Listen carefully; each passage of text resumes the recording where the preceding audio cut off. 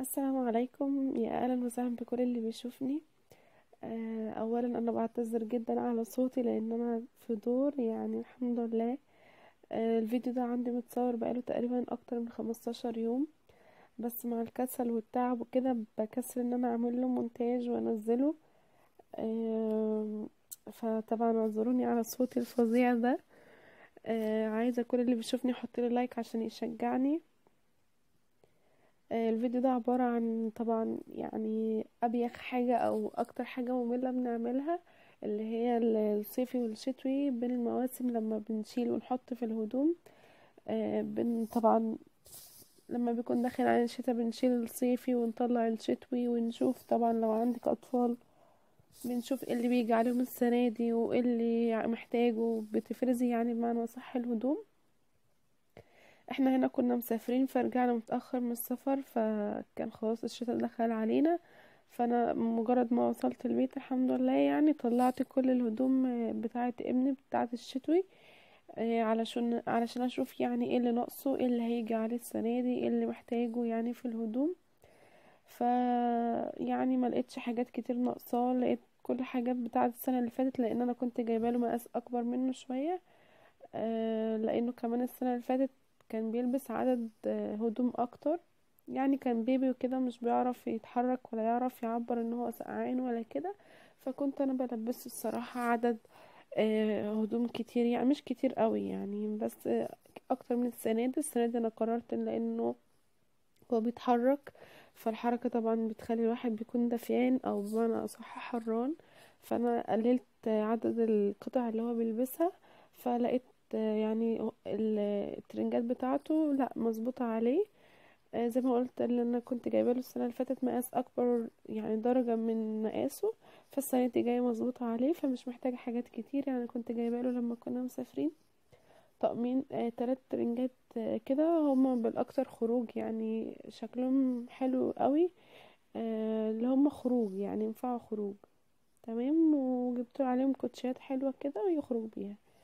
طيب هنا انا كنت خلاص يعني بعد ما غسلتهم وطبقتهم حطيت ترنجات لوحدها، والحاجات اللي هي الدفايات دي من تحت لوحدها. وهنا حطيت الأطقم بتاعة الخروج اللي هي الجواكت والجينزات بتاعته، حطيتهم بالشكل ده. وبعد كده لا يعني هرجع في كلامي هحطهم مش في الوش كده، احطهم بالعرض، لان احط حاجات تانية قدامهم، فعلشان ابقى شايفة كل حاجة قدامي، ما يبقاش الحاجات دي ورا ودي قدام، فاللي قدامي داري اللي وراه عني يعني. فحطيتهم بالشكل اللي انتوا شايفينه دلوقتي ده، عشان يبقى كل حاجة قدام عيني، لما انا ابقى عايزة حاجة اعرف اطلعها بكل سهولة ما تقعش مني. طبعا انا زي ما شفت في بداية الفيديو كنت حاطة باسكتات، يعني اللي هي المنظمات دي بحط فيها الهدوم بتاعة الصيفي، لان هدوم الصيفي مهما تكون كتيرة فهي حجمها قليل، لكن هدوم الشتوي مهما تكون قليلة بتظهر كتيرة وحجمها كتير. فانا قلت لا، المنظمات مش هتنفع معايا، شلتها وحطيت الهدوم بالشكل اللي انتوا شايفينه ده. اما الكعبارة اللي تحت الرف اللي انا عاملاه ده، دي ملاية السرير بتاعة البيبي والفوط والحاجات اللي ايه كان بنستخدمها قبل كده، والدفات بتاعة السرير الصغير والحاجات دي كلها. هنا برضو الباسكت ده كان فيه الكوتشيات بتاعته وهو صغير، والحاجات اللي انت شايفينها سليبرات والحاجات دي كلها طبعا ما اتلبستش، كلها ما اتلبستش يعني، غير مثلا مرة مرتين. في اللي هو السليبر الرمادي ده والازرق ما اتلبسوش اصلا، يعني نهائي ما اتلبسوش. فقلت خلاص هشيلهم مع حاجات الصيفي، وهحط بدلهم يعني في الباسكت ده الشرابات بتاعته. كنت جايبه له شرابات جديده، لانه طبعا هو بدأ يمشي غير السنه اللي فاتت، فطبعا هيبهدل كل يوم على الاقل بيغير 3 شرابات او 4، لانه بيبهدل الدنيا. بس دي كده الشرابات اخترت احط فيها الشرابات يعني صغيره وعلى قدهم. بعد كده عنده هو الفوط بتاعه القشط اللي انا كنت جايباها له اثناء الولاده.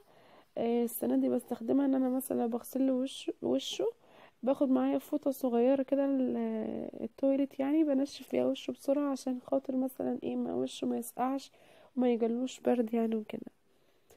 فهحط برضو في الباسكت اللي هو بتاع الشرابات ده، هحط نفس الفوط الصغيرة دي معاه. هنا كنت بقول لكم يعني ان رصيت كده، ويا ريت عندي مثلا رف تاني كده فوق الهدوم زي اللي انا عاملاه ده، كنت حطيت مثلا عليه، استفدت بيه بدل المساحه الفاضيه اللي فوق دي وانا مش مستفاده منها اصلا. هنا حطيت كده الايس كابات اللي بيلبسها، هو مش بيلبسها يعني لما نكون خارجين مثلا بلبس له حاجه منها، لكن هو في العادي ما بيحبش الحاجات دي خالص على يلبسها على راسه او على شعره. بس لما بنكون خارجين طبعا بالإجباري لازم يلبس طبعا عشان الدنيا بتكون برد ويعني لا قدر الله ممكن ياخد دور وكده. دي الفوط اللي كنت بقولكوا عليها. الفوط اللي فوق دي الأبيضات والحاجات دي فوط كنت جايباها لوحدها، فوط قشط. لكن الفوط اللي تحت دي تبع بيكون عنده يعني حاجة كده لما بيستحمى بيلبسها زي بورنوس كده، فالفوط دي تبعها يعني بيكون كل واحد جاي معاه اتنين، وهما التلاتة مع تلاتة يعني. اتنين بيستخدموا واحدة لسه جديدة نفس اللون بس بيختلف فيه كده، الخياطة اللي على الجنب دي هي اللي بتختلف، لكن كلهم لونهم اورنج. كده انا خلصت الرف بتاعه وظبطته على الاخر. قلت خلاص الم الصيفي بقى واشيله عشان بقى الدنيا مزحومة جدا جدا، يعني مش عايزة اقول لكم اليوم اللي بنشيل فيه الصيفي ونطلع الشتوي او نشيل الشتوي ونطلع الصيفي ده بيكون زحمة جدا، ومش عايزة تعملي اي حاجة في اليوم ده غير تتفرغي انك تخلصي من الزحمة اللي انت فيها دي.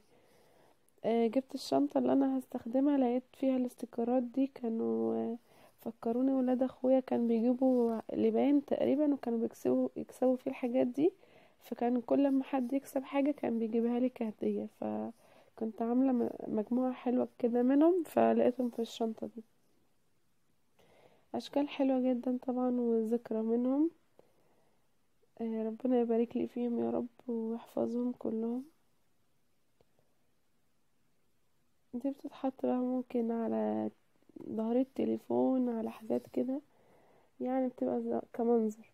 انا بدأت خلاص يعني المهمة الاسهل خلاص بعد الفرز طبعا، وشفت ايه الشتوي اللي مش هيتلبس السنة دي مثلا صغر او الدفات اللي صغرت وكده، فقلت اشيلها مع على الاطقم الصيفي، خلاص ملهاش لازمة تاني يعني، مش هحطها في الدولاب في الدولاب معايا تزحملي الدنيا يعني، فقلت احطها في الشنطة كده توسع عليا. الطقم ده كنت جايباه على عيد رمضان تقريبا، كنت جايباه له اونلاين، كان ببيونة وحزام وشورت كده والجاكيت الجينز الكات ده والشميز، كان طقم حلو جدا. فانا بشيل كل حاجته معاه حتى الببيونة بحطها في جيب الشورت عشان ما تضيعش، وتقريبا القميص ده مش هيدخل فيه تاني يعني عشان هو بيكش، فغسلة مع غسلة بيكش جدا، فانا قلت اشيله كده الطقم كله مع بعض بحيث يعني اهو ربنا يسهل ان شاء الله على الصيف اطلعه واشوف هيجي ولا مش هيجي. يعني ممكن استبدل القميص ده مثلا بقميص شبيه ليه، اشتري له واحد جديد مع تيشيرت كده يعني هتمشي الدنيا. بحط كل طقم مع بعض عشان برضو مفيش حاجة انساها من بره، ومفيش حاجة تتوه مني نهائي بعد كده اما ادور على حاجة ملاقيها كلها مع بعض، ملاقيهاش كلها تايهة مني، لا والاقي التيشيرت والبنطلون لا والاقي البنطلون والتيشيرت لا. فبحط كل حاجة مع بعضها، كل قطعة او كل طقم مع بعض.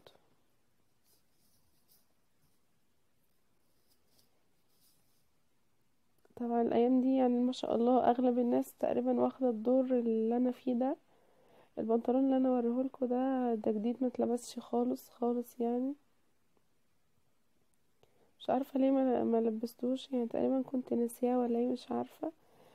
دول 2 شروال كده كنت جايباهم قبل اصلا ما اولد ابني. فقلت اشوفهم الشتا ده هيجوا عليه ولا لا، كانوا تقريبا محل كده وكان في حاجات حلوه وكان خلاص هيقفل، فقلت ان اشتري كام حاجه كده كانوا عاجبني، اشتريت دول وهم اصلا برضو طوال جدا عليه الشتا ده، يعني ان شاء الله الشتا اللي جاي او اللي بعده باذن الله ممكن يظبطوا عليه. انا خليتهم كده على جنب، قلت ان انا بعد ما اخلص اشيل الصيفي كله هشوف يعني هيجوا عليه ولا هيجوا كبار ولا ايه الدنيا، وبعد كده تقريبا حطيتهم في الشنطة تاني، مش فاكرة بالظبط. كل طقم بحطه مع اهو ده كان طقم دفاية كده شتوي، كان بيلبسه السنة اللي فاتت وهو لسه بيبي. دلوقتي خلاص مش جاي عليه يعني فشلته. كنت متوقعة ان الرمادي اصغر من اللون الازرق ده، بس طلعوا الاتنين نفس المقاس. ده برضو طقم شتوي كنت بحبه جدا عليه. حسيت ان هو خلاص صغر يعني فمش هيتلبس، فرحت حطيته تاني في الشنطة. ده كنت جايباله السنة اللي فاتت. ترنج ده شتوي، بس البنطلون ده تقريبا يجي مقاسي انا، مش عارفة ايه ده.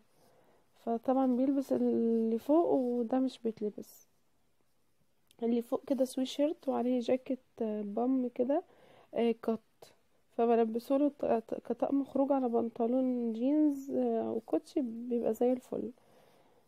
هو اصلا انا بحب الترنجات دي جدا، اللي هي فيها استك كده من تحت في البنطلون، بتبقى آه، بحبها يعني. ممكن خروج اكتر بحب اجيب منها كتير يعني، او بحب اجيبها عشان خاطر يعني تنفعني مثلا لو في خروجه، لو رايحين مشوار قريب، لو نازل مثلا ياخد تطعيم، يعني نازل الصيدليه ياخد ابره.